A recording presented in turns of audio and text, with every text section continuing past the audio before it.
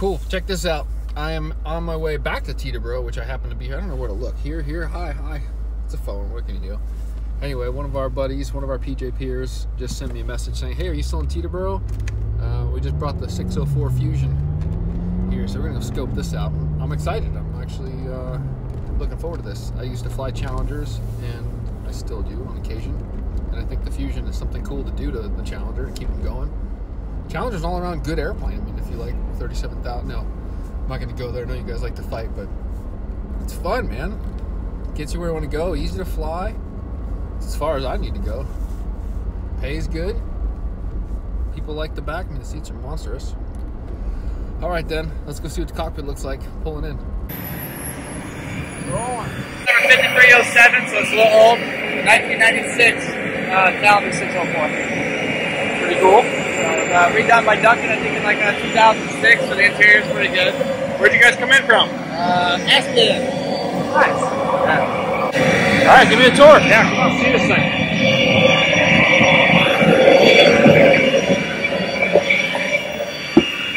So we have the standard galley. We don't have the S-shaped galley like most of the 604s do. Oh, that's rare. Yeah. That means she's really old. Yeah. Oh, that looks great up there. Yeah, that's the new cockpit. Wow. All right, you're gonna have to talk me through all this stuff. All right, it's fully touchscreen. Everything's integrated now into the system. There's nothing much to do on the center pedestal anymore except for stab trim. So there's no more FMSs? The FMS is actually in there. There are two FMSs, but you don't really know what's one and what's two. It doesn't specify exactly. Are you okay with being on tape? Yeah. Are you okay with being on PJP? Yeah, man. All right, awesome. So, there's a thing right there. It's really intuitive system. I think it's better than the Garmin 1000. There's some things that aren't in your face anymore, as far as 604 pilot would say. So let's say I want to make a flight plan. What do you do? All right, so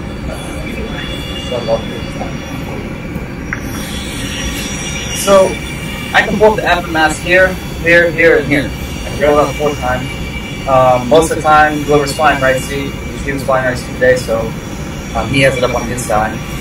But just go to plan, and it's going to ask you, just like in the old ProLine 4, it'll ask you origin, destination. So if I can click here, copy, and paste. You just paste it to a flight plan? Yeah. So I just copied. I just copied Teterboro and put it in the origin now. Okay. So now I didn't have anything in my scratch pad, so I got to put in where we're going on Dallas Love, I believe. Oh, you got to hit it or paste it.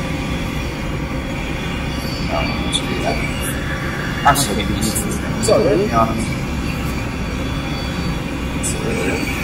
So you push it once and then it pops up that option, copy paste? Yeah, I don't know what it's doing. Oh, yeah, So you're typing it down here.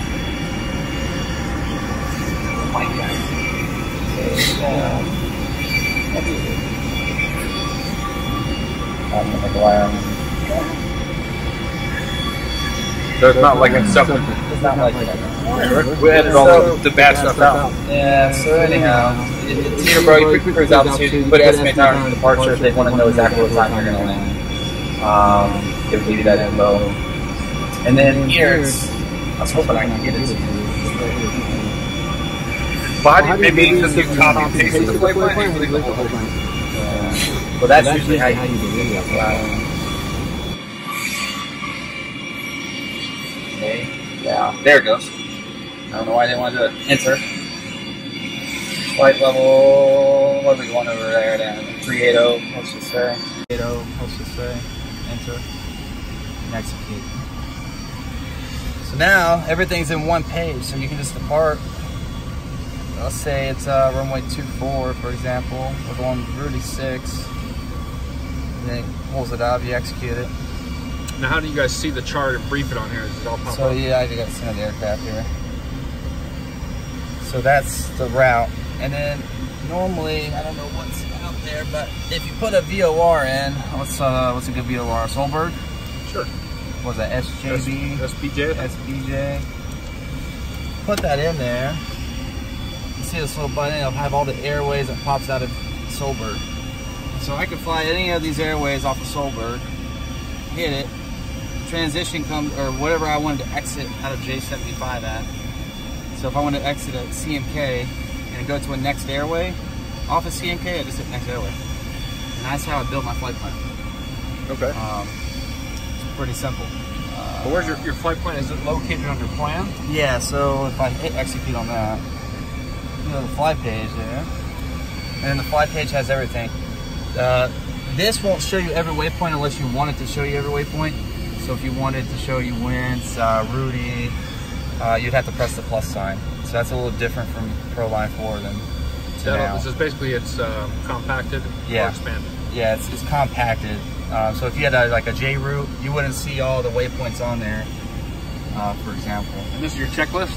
Yep, that's some of those checklists. I think we're going to modify that a little bit. When you guys are doing the checklist, are you clicking a button somewhere else, or you click right here? You just click, and as you do it, just click it and check it off. Can you scroll? Yep. Like you can scroll down a page at a time. Oh, so it goes the whole page. Yeah. Pretty fast. Yeah. Can I move that cursor? Okay, move the cursor with the fat one. With the fat knob, yeah. All right. This will just take me like an hour. And then, of course, it's like a steer too. Oh, that's cool. So it kind of moves like the old IBM laptop. Like the old G550. Never been 550. Oh, so the whole thing. So can I get over to screen 2? Yeah. So if you're just sitting here and didn't want to reach up, just hit MFD, and your cursor will go to MFD. Okay. And you'll be able to control anything on this MFD. Oh, cool. Even though I brought the FMS up on my side, you can still I don't have to be touchscreen if I don't want to be. I could be. Yeah, you can sit here and do everything with the cursor and buttons. Plan. Am I looking at this flight plan right here? Yeah, that's kind of what we put in now. Cool. And so then you can go over to weight and fuel. Where's that at? Weight and fuel. One tab over. Click. Weight and fuel will give us our basic empty weight. We put in the cargo and then the passengers and fuel on board. Now I find myself I'm spinning these knobs a little bit as I'm messing with them. That's fine. Have you gotten used to this? Yeah, it's touchy. Now I see a lot of copy paste. Yeah. So you can roll it up or you type it in. Okay. Is there a fast way to roll it up? I don't think so. It sounds. Oh, so this is my cargo, so that's really not that cargo. critical.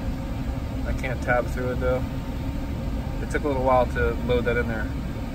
Passenger weight. This is per passenger? Per passenger. So normally we just go to number of passengers since we have the average in there of what our guys weigh. And then you can scroll it up 5, 6, 7 passengers. And then it automatically populate 50. Fuel on board, you just read whatever's in the total there. It's 3,500. It won't automatically grab that? It won't, no. They're saying that maybe an update it will. Yeah, you can touch there and then type it. It's kind of like cheating to just tap and touch. Plan taxi. Plan 200 pounds. Our plan reserve is always 3,000. So is this called fuel calculator? Or is this an option? That's an option. So we could go from, if you wanted to say, I don't know, you can hit it. If you hit it, it'll come up. You want present position, you want 2 from 2 points. It'll automatically calculate the distance. If you're in flight, it'll automatically calculate the ground speed for you and your fuel for you. It's kind of easy to do hold and that kind of thing. Yeah, you just got to click the VOR or click on the plan page. But it won't let me go down to this menu. No, page it won't let you. Here. For some reason, they will not let you click those. That's all. You got to touch it yourself. Yeah. Direct. So direct, well, all the waypoints will come up in the direct, and you can use your finger, scroll down, or you can use this and scroll down. If you want to do a hold, the easiest way is fly. Pick a waypoint here. Let's go out here. J75. Let's pick Jersey. And then it gives you everything that you could do for that route. You can delete it, you can go airways off of it, hold it, fly, crossings. Can you touch like a fix like this and go direct to it? Okay, that's cool. And you can hold it over there too? Yeah, you can hold it over there, crossings. Now what do you do when you want to undo? You hit X? Yeah, X, of course everything's canceling. How many flights have you done like this? With this, we just got delivery this Thursday, and this is our, let's see, 1, 2, 3, 5. This is our 6th flight, probably 12 hours on. Big learning curve for you, or? Not really. You just gotta realize that there's about 5 different ways to do something now. Is that new? Yes, that's new. That comes with the system? Yeah, it comes with the system now. That's pretty cool. There's nothing to do. There's no caging it. It just automatically comes up.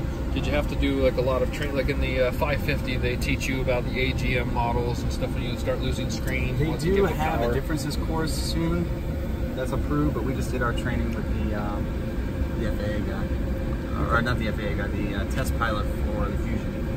Oh, nice. Did the certification. How many of these are out there now? This is the first one production. I think they're taking. I think another one's going to be delivered tomorrow. So they're kind of rolling out. That's pretty kind of quick. exciting that you're doing that, right? Yeah. It took them. First guy cruising around with this thing. Yeah. I Besides think that's Rockwell fun stuff. Collinsford, this is the only one that's flying. Now, did you guys like make a deal with him to be number one? I think my boss did. Okay. And my boss definitely did. It's pretty cool. So we're getting our tail number changed to Yeah, 604XT to replicate the avionics. XT's like the call sign This for is it? what Nextant calls the 604 upgrade. Oh, so this is Nextant. Yeah, so this is the okay. Nextant upgrade. Did they change anything other than avionics, like engines or anything? Nope, nothing changed. We thought about doing interior, but my boss didn't want to. We elected not to do fans yet. That's going to come later, probably next year. Is it something easy to do with this setup? Yeah, they say in about 2 weeks. Oh, that's not bad. 2 to 3 weeks, maybe. We haven't got airing set up, but airing's going to be set up in here for the data link, which we've never had on the 604 anyhow. Are you going to have CPDLC and all that stuff? When we get fans. Okay. When we get fans, but we'll be able to talk via VHF to airing, for ATIS updates, weather. What's like your, I've got a bunch of Challenger time. Has it made the airplane flying it? Is it better, nicer all around, or is it complicated? I feel like the VNAV is a lot more responsive. It's not chasing as much on the descent. I feel like everything's more perfect in it, but Does this still scroll your altitude? yeah. Yeah, that's nice. See, ours were spinning 100s, so now it's spinning thousands. So that's different to us. So you have to press the inner button. It's more like, well, the 550 you get 500 foot increments of it. Well, you get So hundreds. now it's thousands, and then if you want 500s or 100s, you have to press the center and roll at the same time. At the same At time, the huh? same, I don't know. Oh, that's challenging. I agree. Okay. I'm gonna push him here. The biggest thing with the flying part, and the test pilot told me this, is because the screen's bigger, it feels like you have to pull a lot farther to get up to any pitch changes. But just remember that everything's the same. So it takes you about 5 minutes, 5 seconds to get used to it. Because you'll go to pitch and you'll really do more than what's necessary. Cool. But yeah, it does feel like 12 degrees on the takeoff is a way up there, but it's not. It's just the display is bigger. I had the display split right now, but you can also put it in full VFD mode. If you didn't like it small like that. It's kind of neat. Can you get synthetic vision on there? This is synthetic vision. That is you see synthetic? now, yeah. Does it show you taxiways and It runways? does not show taxiways, but it'll show runways. Okay. I think more will come, hopefully, in the next couple of years. Does it give you terrain with that? Like when you were asking? terrain? Yep, terrain. It gets terrain. Let's see if you can see that. Scroll out, you can see the whole US. And as you can see, the terrain changes color. It's pretty slick. Now, how do you update all those? Like we have to do a package like every 2 weeks or so with all of our charts and terrain. Yeah, so the update, I have not updated yet myself, but it said it's fairly simple. You just download some USB, plug it in the center one right here, and then you flip the switch over here to upload one of these, data load. Flip the switch. And all three of these are connected to each other, so it'll do it all? Yeah, it'll do it all. Anyways, you flip the switch, and it'll come up, just upload. They said it takes like 5 to 10 minutes. That's it? That's it. That's quick. That's awesome. Compared to the last hour, we had 3.5-inch floppies in here before. Oh, yeah. I mean, all around, you think it's worth it? I think it's worth it. I mean, I think we paid about $620,000. It's worth it. But is that like, is that what the final street cost is going to cost, or that was your? That was basic, basic Proline Fusion with multi-scan radar. Okay. I'm not sure if we got a discount for being first. I'm sure they gave discounts like the first 10 or something. And where'd you guys get it done at? This was done at Nextant, Cleveland, Ohio. It's strange why you guys just didn't go right for all the fans 1A and stuff. No, we right tried to, but he didn't want to spend the money yet because he didn't know if we'd take it to Europe. So. These are kind of funky looking. Yeah, I don't really like how the buttons are so hard to push. I wish they were I guess I kind of like you can steer in there too. Yeah, they're a little. I don't like how they're sort of push. I feel like they're gonna last a long time. Yeah, I think they will. I like that. You can scroll and zoom. Yeah, I bet you after a couple hours, just like feel right at home with all this stuff.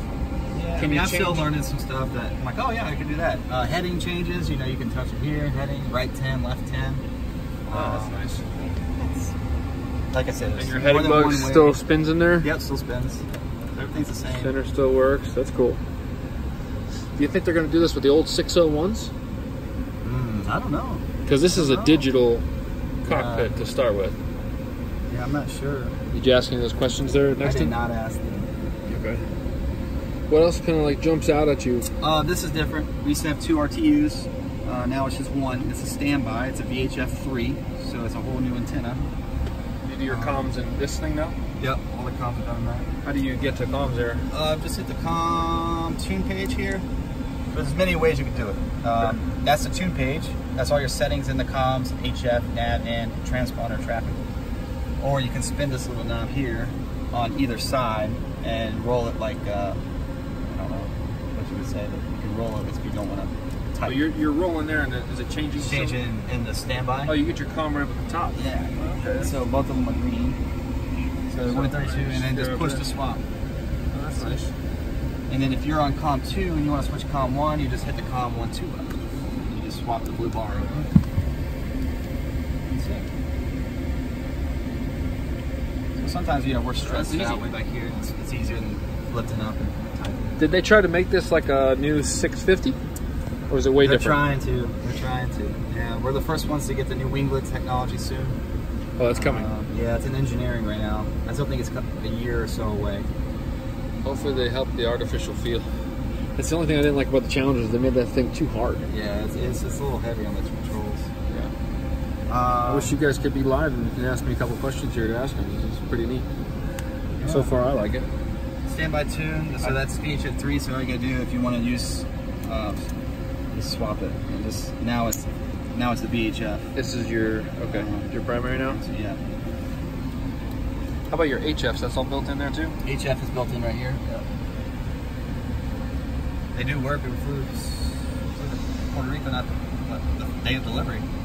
Wow. Worked great. How do you find your transponder? Transponder is always sitting right here. But if you obviously need to change it, it's very simple. You can just, see what's the good code on it, 2580, 2578 or something. Quick tune. And then where do you want to put it at? And it knows whether or not it's a good transponder code or not. As you can tell, it's blacked out. That's not a good code. Really?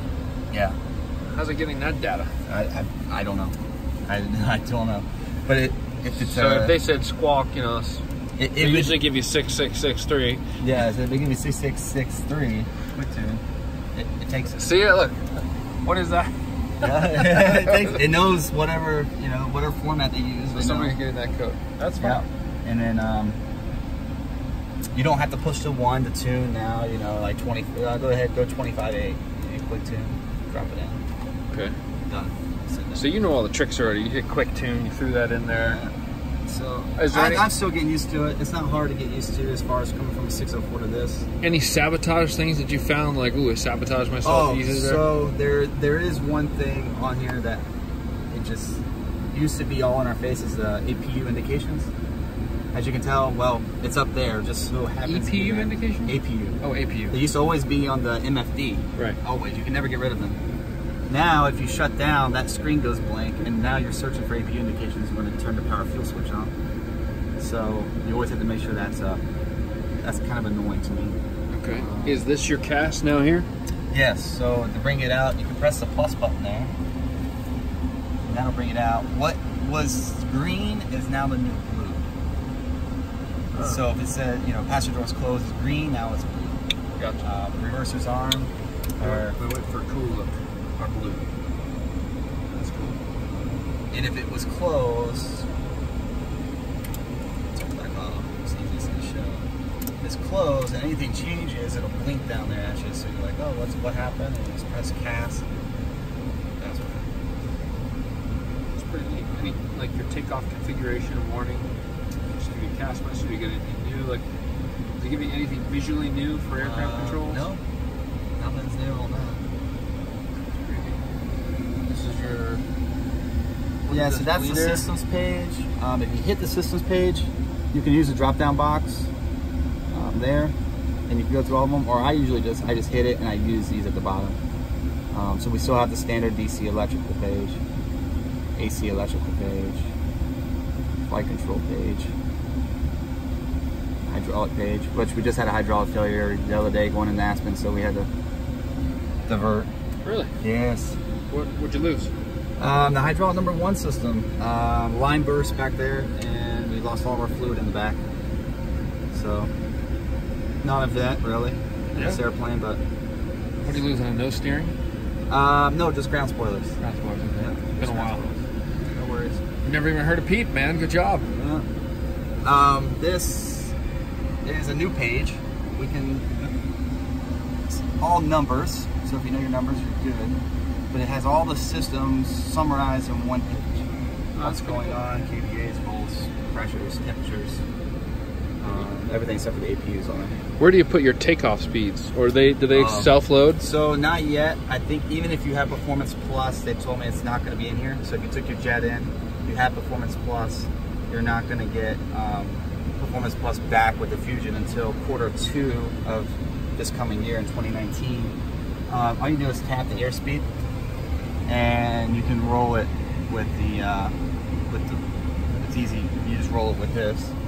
So you're just rolling each one in there. Yeah, so 121, like enter, and then they start to post. Enter. But enter. So you don't have a performance computer in this thing. You still have to go to a I have to go to checklist my and pull your charts. numbers out. Yeah. Okay. I still have to go to charge, and that was normal to us because we didn't have Performance Plus before, so it was normal to us. Do you have like flap speeds, single engine speeds already pre-built in? No, that's not it. So you got to know all those. Everything is here. I think with revision 111 in the Challenger, they pretty much did away with all the memory items, which is good. They have a quick reference card. Can you imagine that when we had to learn to fly and then you had to remember all these memory items? You know, a memory item, like you can fail a check ride now. Like, yeah, no memory items, just touch the screen. Just drive it. If you can get it on the ground, you're signed off. Yeah, that's. I think the revision 111 all Challengers now are like that. At least the 604. So is your owner happy with it? Yeah, he's very happy with it. He's very up front. He sat in the jump seat on our landing, my landing in Aspen the other day. And he's very intuitive in what's going on up here. So I like Aspen, man. I think we're going to be going there pretty soon. Yeah, we like Aspen. Oh, one other thing in here that is new to the 604 is that you can pre-select. If you're at standard, I don't know if it'll do it. Yeah, it will. If you're at standard coming through flight level 180, you can go ahead and you get your ATIS beforehand. You can pre-select your. So when you pass 18, and you just click it in there. What about if you got a trans altitude of like 6,000? Can you set that too, or? I know I'm asking for a lot. Yeah, I don't know. That's a good thing. Actually, I think you can. Let me see here. I think it's an FMS setup defaults. No. Yeah, it is. Train slope. So that's cool. You can change it in there, or you probably can just go to the VNAV page. Yeah. And if you didn't want the default, if you want to change the default, you can change it in here for your flight. That's pretty sweet. So yeah, it'll just go. It'll start blinking at you. Hey, just switch to standard. I love everything on this thing except these little pads. They should have like sunk them in. Yeah. It's the only thing that's kind of goony looking, but that's like pretty cool. So. And it, now, if you don't have the same QNH, they're yellow bars underneath. 3006, 3015. So once you match them up, the bar goes away. But can you shoot an LPV WASP approach? LPV WASP approach is now approved in this. So. That's cool. Do you get like highway in the sky or breadcrumbs on the ground with this? Little blue dots showing to the airport. Oh, so yeah, on our destination airport, it has like it's purple, like a dome shape, right? So you can kind of point it out when you're coming in. That's the only thing I've seen that's pretty neat, I guess. It does have some buildings in here, and the terrain, but it's cool, man. I don't see much. Anything else you guys want to know? You'll have to send a message to Jeff. You cool with that? Yeah. There you go. You 604 guys looking to do it. Here's your guy. One of the first 2 pilots to be trained. Mr. Captain Jeffrey Williams. Hey man, thanks for having me. Yeah, man. Thank you. It's great to meet you.